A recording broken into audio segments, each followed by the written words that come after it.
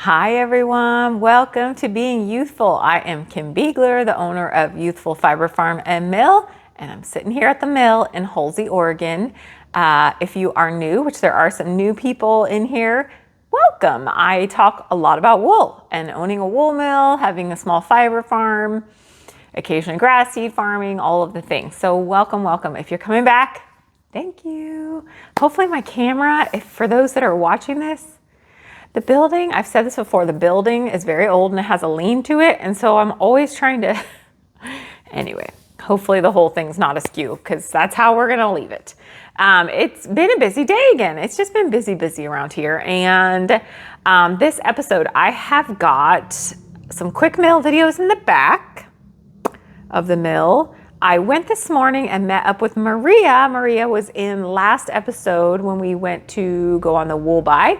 I met up with her out at one of the fields today to pick up fleeces for you all because there was a lot of excitement, well-deserved excitement, over the fleeces I showed in the last episode, which I have one or two left. I've been going through the list of people that contacted me. Anyway, I digress. I met up with Maria to get the fleeces, and then we talked a bit so we could see a little bit of shepherding in action out, not at her place, but where she keeps some of her flock at different times of the year.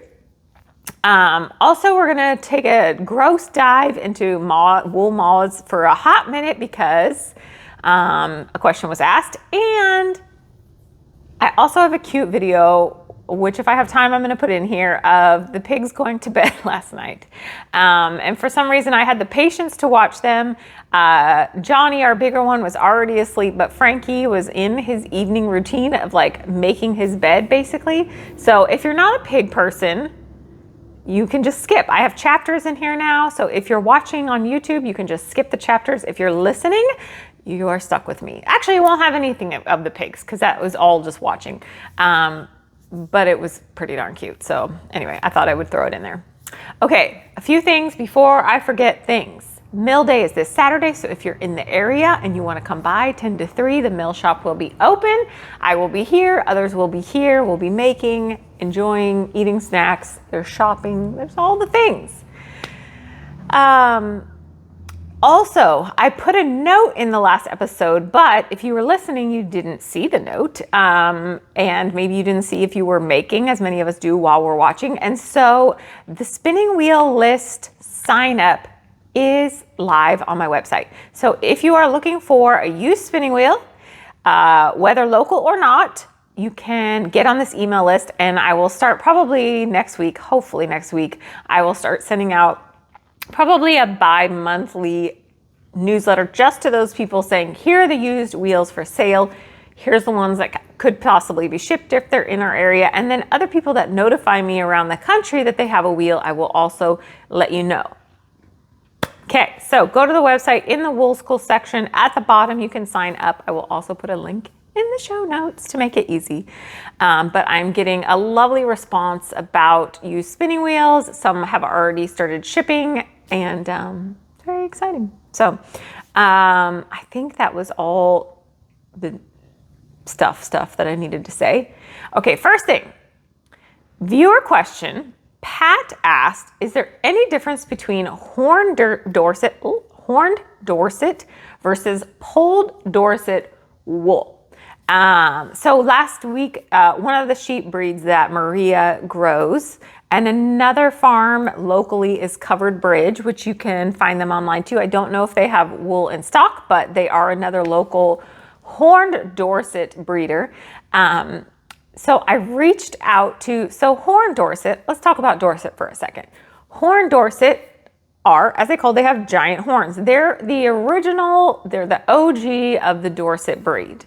So I had to look up, and I also contacted Maria to get an idea of the wool, because the wool on Dorsets is not generally primary. Generally, they are a meat. They would be considered a meat sheep breed, but they do have a lovely wool that often gets overlooked, which hopefully, if you follow me by now, you have not overlooked horned Dorset wool, because it is one of my favorites. It's a down breed. It is phenomenal to spin and work with. It doesn't felt easily. It's just a beautiful wool.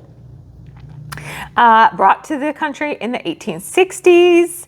It's the 1950s. So they came to the US in the 1860s. The 1950s, a genetic mutation happened, which caused the polledness. So by polled, when we talk about horned Dorset versus polled Dorset, what we're saying is the polled Dorsets naturally do not have horns. So this is the difference in the two breeds. They're technically in the same group, but the horned have big horns. The polled have just basically down to kind of just little nubs on their head, which you can kind of feel.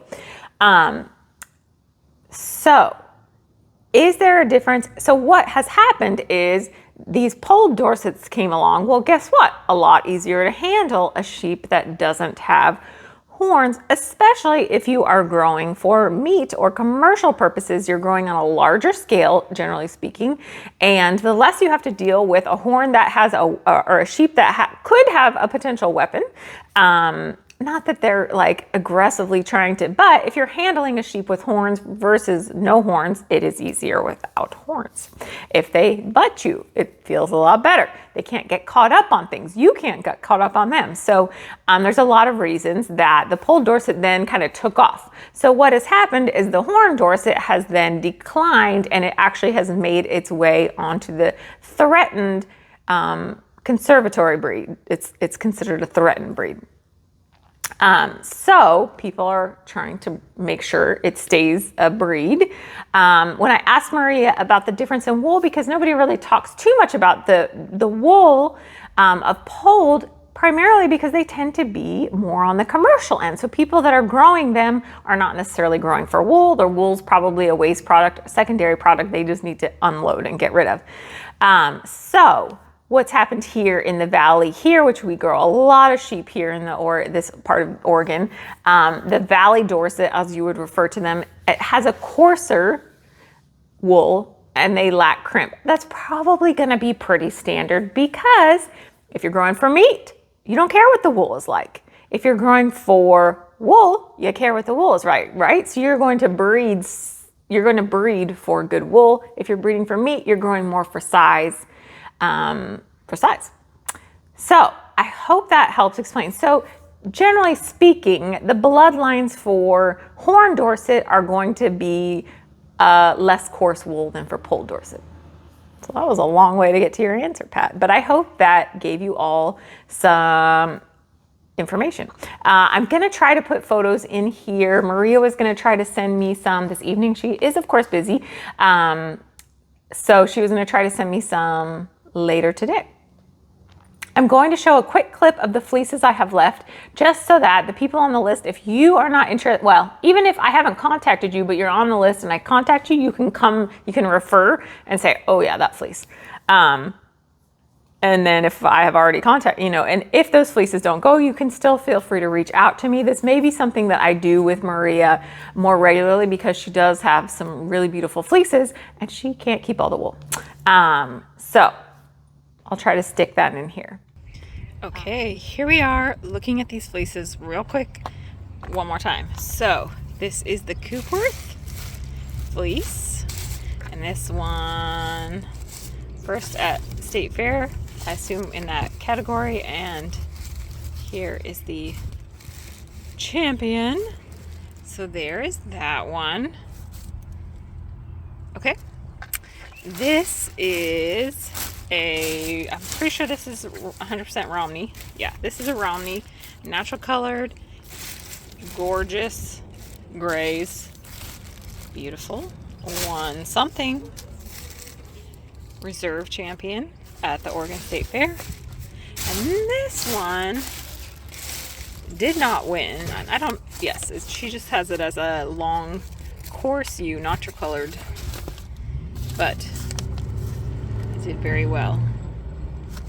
So this is going to be a heavy Romney influence. So if you are interested, or if I've messaged you, be sure to check your email or comments below.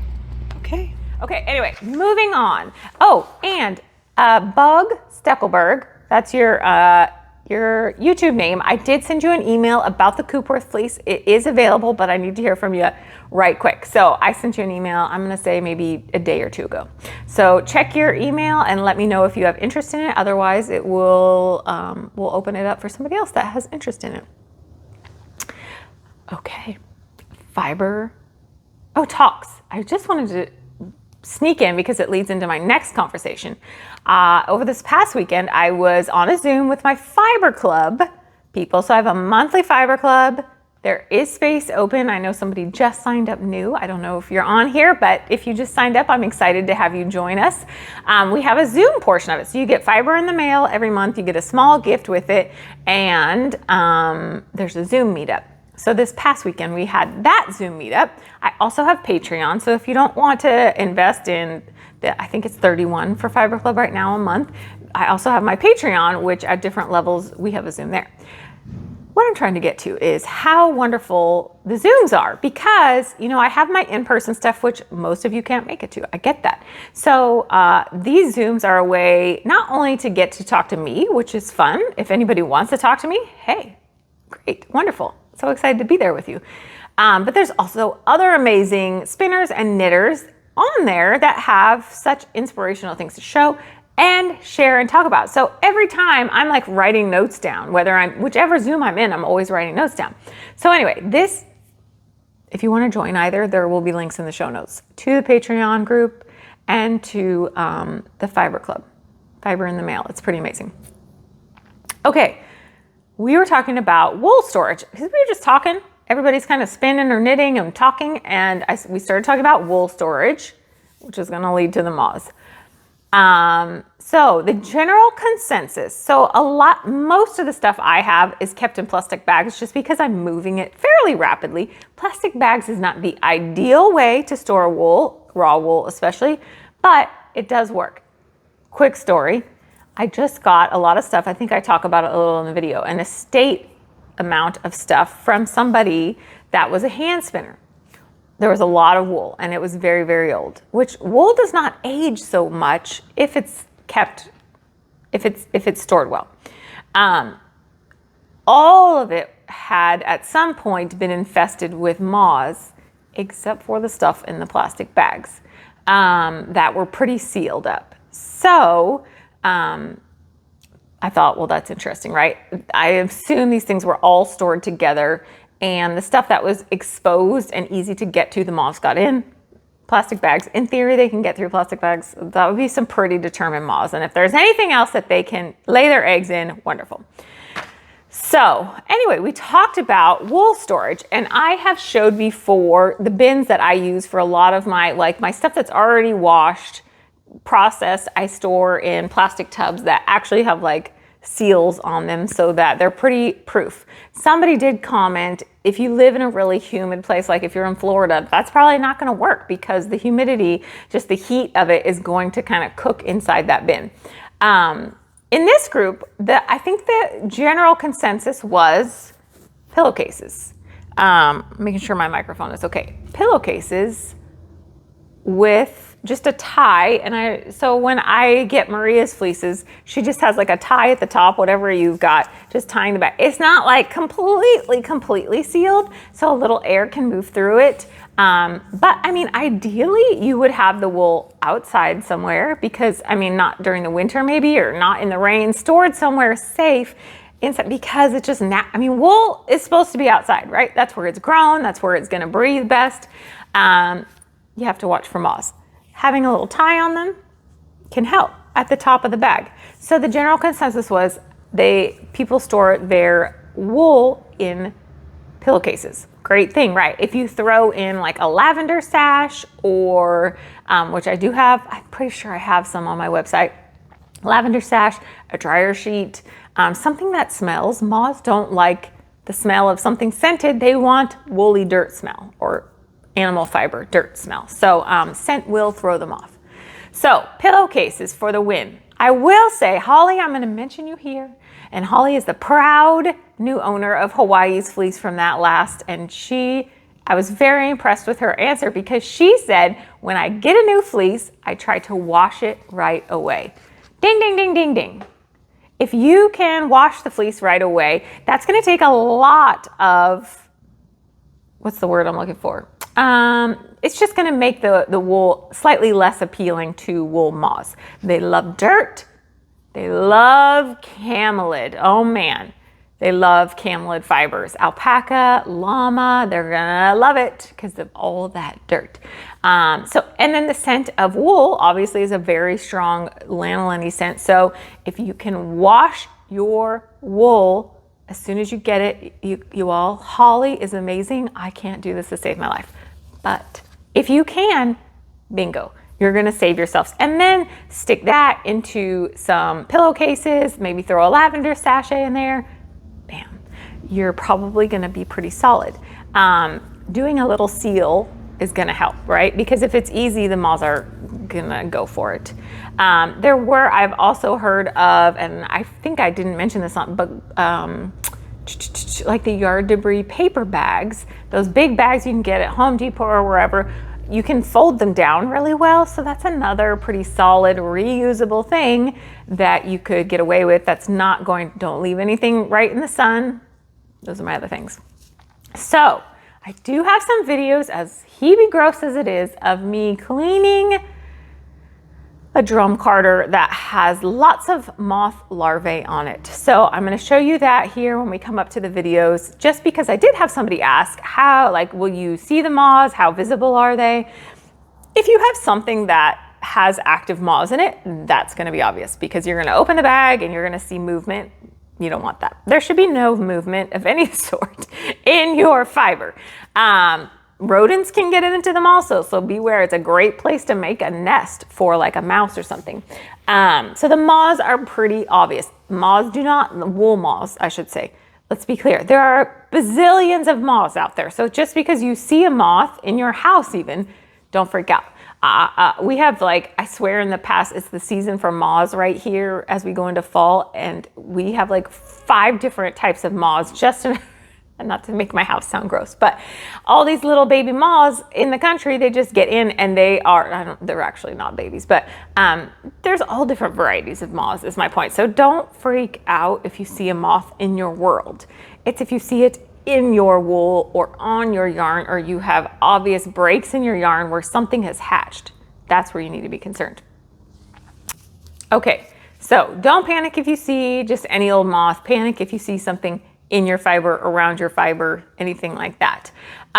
So the larvae, I show you what they look like. They're kind of like, they're shaped a little, I don't know what the shape would be. They're a little bit rounded and they come in like a Tootsie Roll. Kind of like a Tootsie Roll without the little cringe on the side there. But they have that shape to them. And what happens is that stuff grows in there and then it comes out of there. And that's what eats the little larvae, buggy worms is what eats your wool. Not the moths. The moths will lay eggs and continue to reproduce that way. It's the little bugs that will eat. I show it all in the video. So I think that'll help. It's gross. I don't like it. Okay. So there's a little talk about wool storage. I learned so much. I learned so much more. I'm always writing notes, like I said, about new products. There was something else. It'll be in a newsletter. So if you're not on the newsletter, jump in there. Okay. What else? I think I'm almost done, you all. I did want to mention the other thing that I forgot at the beginning is that I do have affiliate links up on my website now, also in my Instagram profile, if it's easier for you to go there. But on my website, we have a page now for affiliate links for Woolery and for Revolution Fibers. So both are places that you can buy wheels and accoutrement. So if you happen to be shopping with either of them and you enjoy what I do, please, I would love for you to use one of my affiliate links because I refer them a lot and it just gives a little percentage of what you're purchasing back at me. So I didn't want to forget that. Okay, I think we can move. No, I want to show you really quick what I've been working on. Look at that. That is a hand spun beauty, and this isn't all of it. So this is BFL that was dyed in top form, and not by me. I bought it at Maryland Sheep and Wool.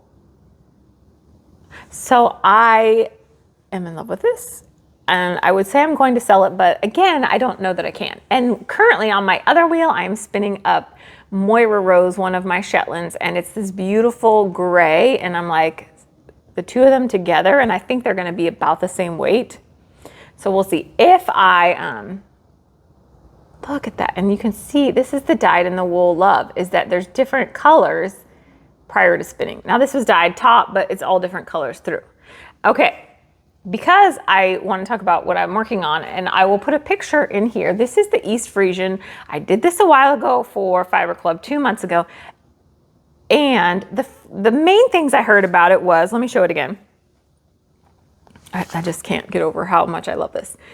Is that because the brown is a little bit finer, the colors do tend to separate out a little bit while you're spinning. So you'll be spinning and maybe the brown will not be right next to this minty color. This is East Frisian wool. I called it mint chip. There is some in the online shop. So I took some home because I was like, is it, you know, whatever, not bad. Everybody loved it, but just that was one of the comments that some people had. So I took it home and I spun it, and then I was in love. And it does do a little bit of, you kind of have to finagle your fingers to keep the colors together all the way. But what I found was you'll get spots where you have a barber pole. So it looks, you know, the brown and the mint go like a barber pole when you spin them. Then you'll have chunks that there's a little stretch of brown. Then you might have a little stretch of the mint chip.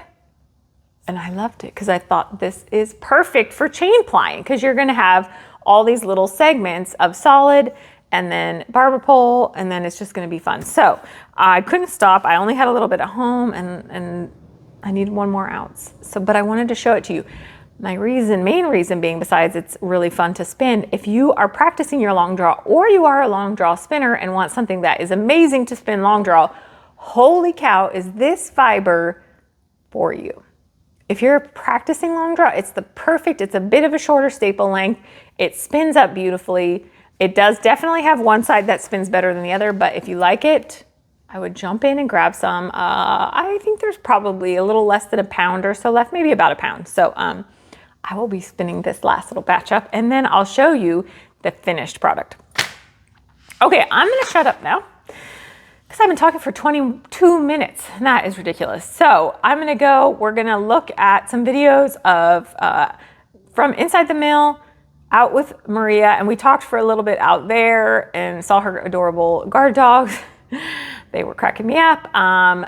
Show you the larvae, and if it's not too long, I'll throw the pigs in here.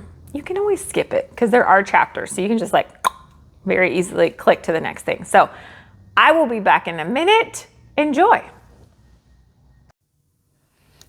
Okay, so we are at the carder. We have got white Jacob. So this is as white as I can get it in the Jacob, which is just separating out colors in the fleeces, since they are, hopefully my microphone's not too messed up, since they are a multicolored sheet.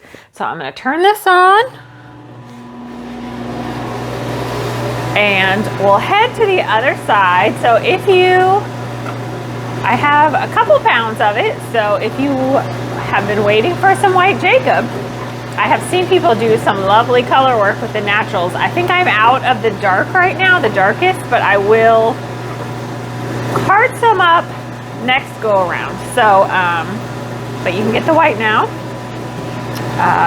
If you want it, obviously, it's also gonna dye up really well of all of the colors. Hope my microphone isn't too messed up, and my phone's trying to die, so hopefully we can knock this out and you guys can see. And I'm just letting it build up for a minute so that I can get it started. So we'll go see. We're moving. So it's coming off in a nice sheet here. You can see. I'm gonna go ahead and stop it and grab a little bit of it. And this, I will just go ahead. Actually, that has the last little bit of dark that was on the ground. So we will go ahead and grab our little handy dandy. Let me see where I can put you all so you can see what I'm doing here. And I am going to feed, this just has a little teeny, let's see if you can see, maybe it has a little hook, very, very fancy piece of wire with hook on it that I'm gonna feed into the roving deck, and I'm gonna be making this into bumps. So the roving's gonna come off the machine, and then, I'm probably flashing you all, sorry. Okay, so now let's get you over here and you can see how I am going to go ahead and try to line up. Let's see if I can get you there. So I'm going to pull this, and sorry you all, we're gonna just get a little fluff on the end of that hook, enough so that when the machine starts, it's got a good hook on it, and we'll continue to pull through. And then we'll get the machine set up here for, everything just latches in there. And I've got my cord here that goes onto the carder, and it will get everything attached. And then we can start, and the roving will pop out for us if all goes well. Sometimes it doesn't go as smooth as we might like, but let's see what we get.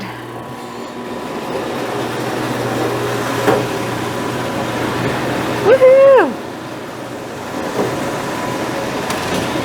So I'm gonna let it run for just a sec, just to build up a little bit more, because it gets a little thick and thin for the first second.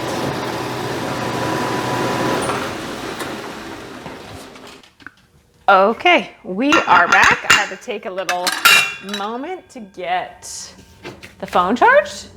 Of course, at the end of the day, it's like, I'm done. So we're gonna put this into bumps now, because for some reason I just do with my Jacob. It goes into bumps really well. Some wools do not, just because of they are too slick, like a Gotland. I would not be able to do this with, because the roving would break before it got up onto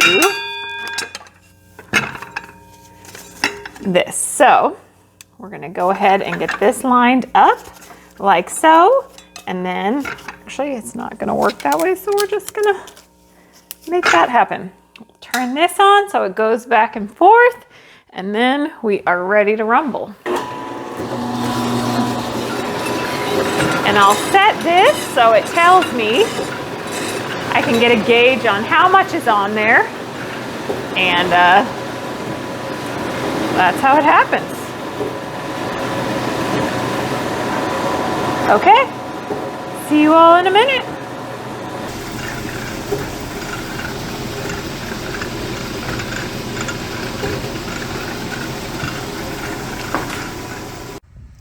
Okay, you all, let's see some moth larvae. So I came across, this was brought into the mill, and this is an older Clems and Clems drum carder. And actually the drum carder itself is in great shape. I wanted to show you this because people were asking about how do you recognize wool. The moths are fairly obvious, and you'll see them moving if they're alive, and if they're dead, you'll see some dead ones. They're just a little, generally they're like a white silvery kind of a moth. Again, I'll probably talk about that in the vlog, but because I have this here, I wanted to show you. And you guys, I get a little bit heebie. I don't know, something about moths. I've always had a little thing about moths.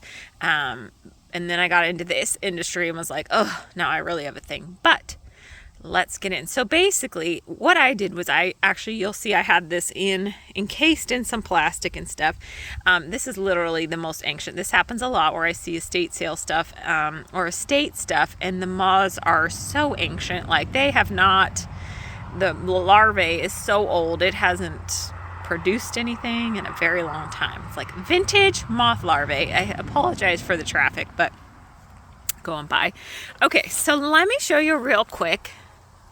You can see that little guy right there.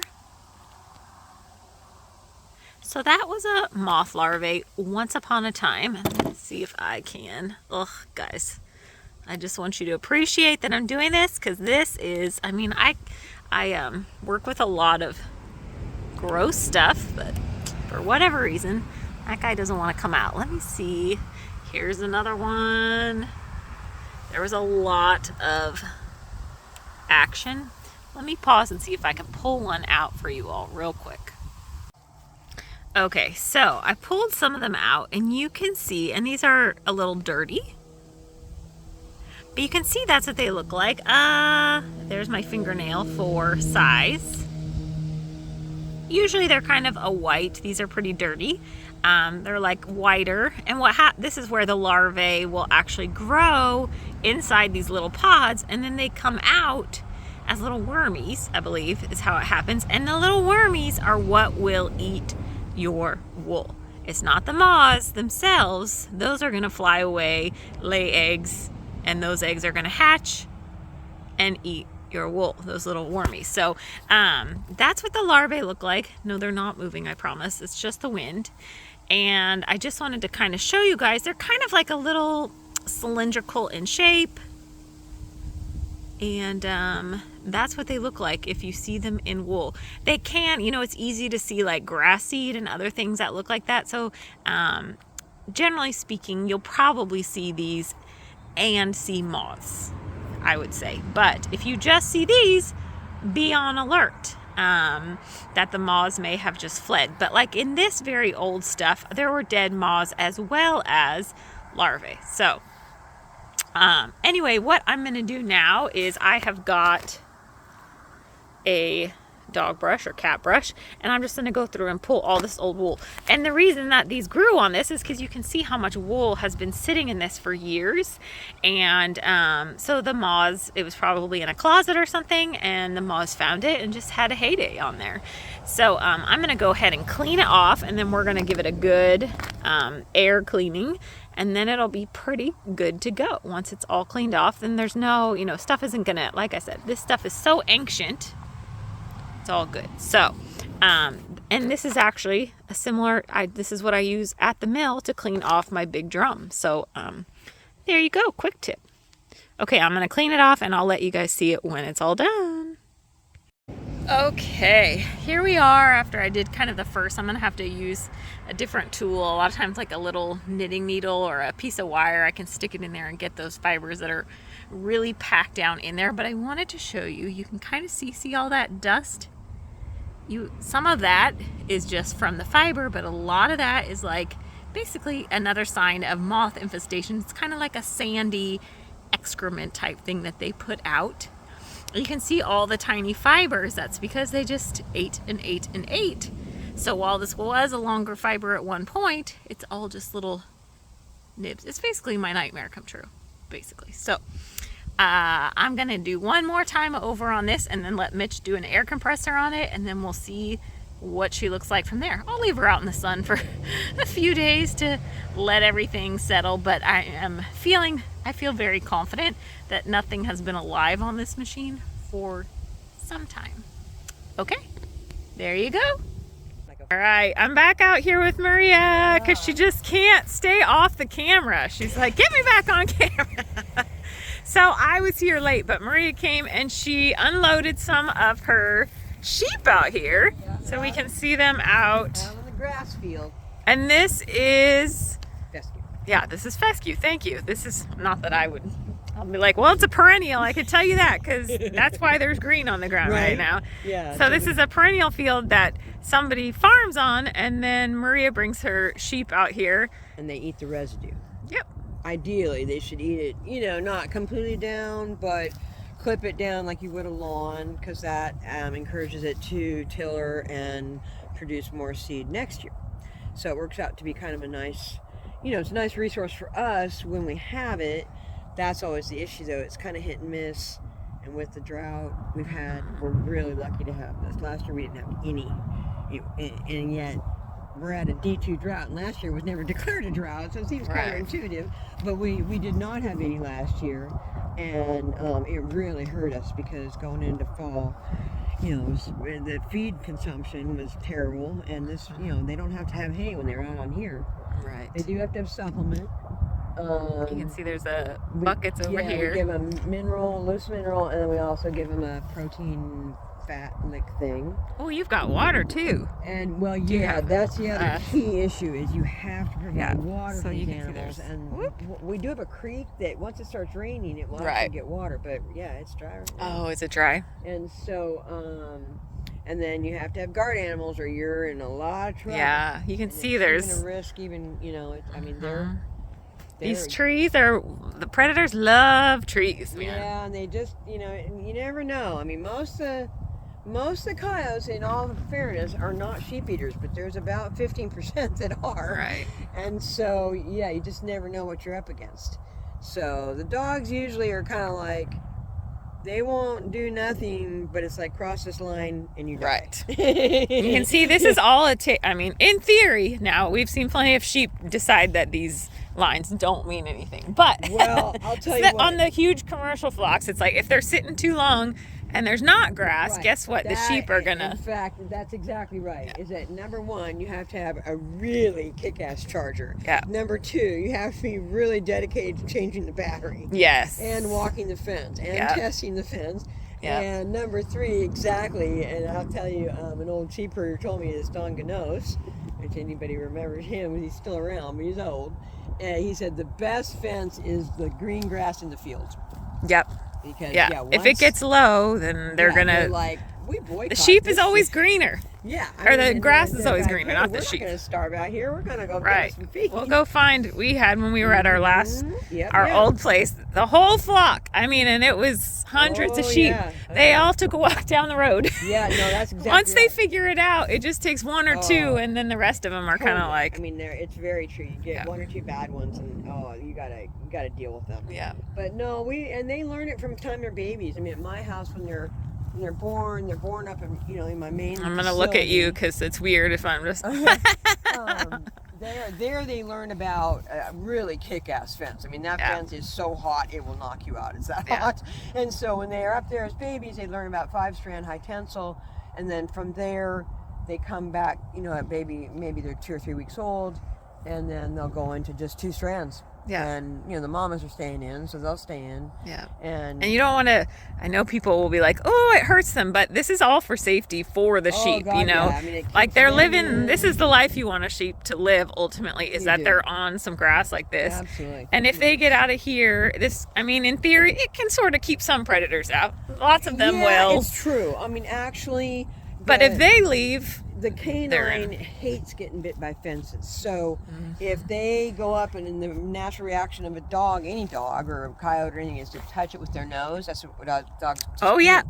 And they get, whoa, and then Yeah. they're like, oh, and then they just see it and they're like, oh no, we're not Yep. touching that. But it is always, I mean, it's kind of amazing. Again, the key is to not let up on the charge because, Yeah. they'll figure it out after a couple days. yeah. But yeah, these. And it becomes a liability too. Like if Oh, your big sheep time. end up And out in the dogs, road, too. guess I what mean, happens? The dogs running Yeah. at large are an absolute no. Yeah. You cannot have that. Oh, here comes somebody. Oh, hi. Hi. Are you looking for some bread? These sheep are pumped. They're Not ve- too many sheep for the amount of grass they've Well, got to eat. there's 30 head out there, believe it or not. Which I know Jerome's like, I want more. I'm like, yeah, well then from here, where are they going? Right. I am going to drop in another probably 10 head, but you'd be surprised. There's about 20 acres of fescue. And if they're on it, I mean, that's the key. They've got to be on it at least 30 days, or it's not worth it.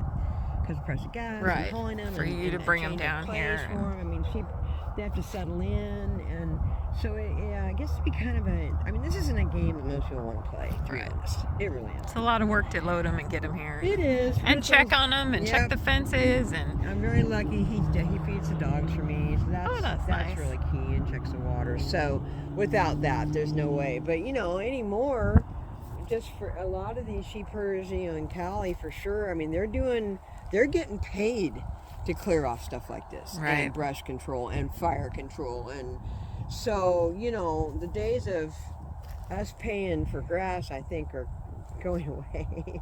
So it does work out. yeah, But the price of feed right it's now a lot of work. is- Right. Yeah, it I don't know. Again, does it pencil out? I don't know. And you can see this guy, when I walked up, Maria said, he's guarding his bread. He is. So you can see there's some chunks of some sandwich bread there, and that and he's not really moving from his bread, so he's like, I can't eat it. I just have to think. I just have to know it's there. And then, Pinky, come here. Just Pinky, look. I told you, my one landowner that I leased one property up there, she started this day old bread thing. Oh yes, you did tell me. And they will run for this. Oh, look at, he's like, I've got my bagel. He's like, I'm just gonna set it here for later. Oh yeah, no, he's yeah. That is so cute. Are you gonna get stabbed after your bread? That girl.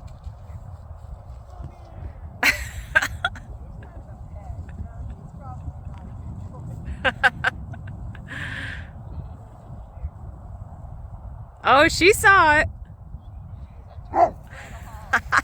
Look at him. He's like, that's my bread.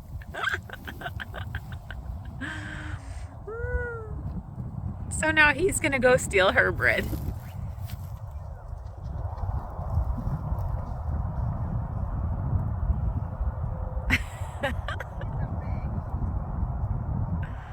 In case you've never seen a sheep eat a bagel. She's like, this is too uncomfortable. I don't think she likes bagels. And look who got her bagel. Don't worry, he found it. So he's got a pile of bagels now.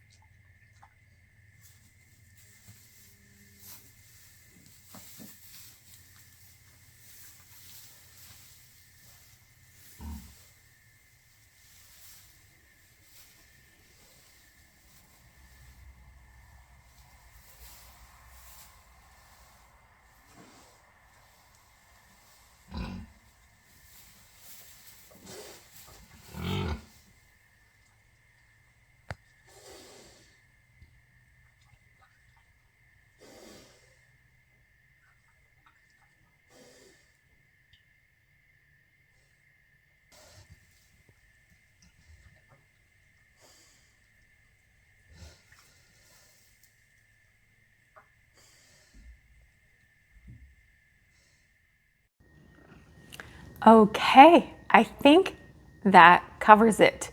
Whew, that was longer than I thought it was going to be, but I didn't even get everything. I really want to talk about e-spinners, so it's going to have to be next week because it's too long. It's too long. But I borrowed an e-spinner from a friend and I just kind of wanted to talk about it. And especially if you've thought about an e-spinner, I can tell you I'm not completely sold. I have a little teeny nano. We'll talk about it more next episode. I'm getting too excited. Okay, thank you all so much for watching, for listening, for commenting. Please don't forget to subscribe. Wish is currently eating my cord for my microphone. Don't forget to subscribe or comment or like it, whether you're listening, wherever you are, just to let the powers that be know that you enjoy what I'm doing. Okay, until next time, be kind to your neighbors, stay healthy, and make so many pretty things. Thank you so much for watching. I will see you next week.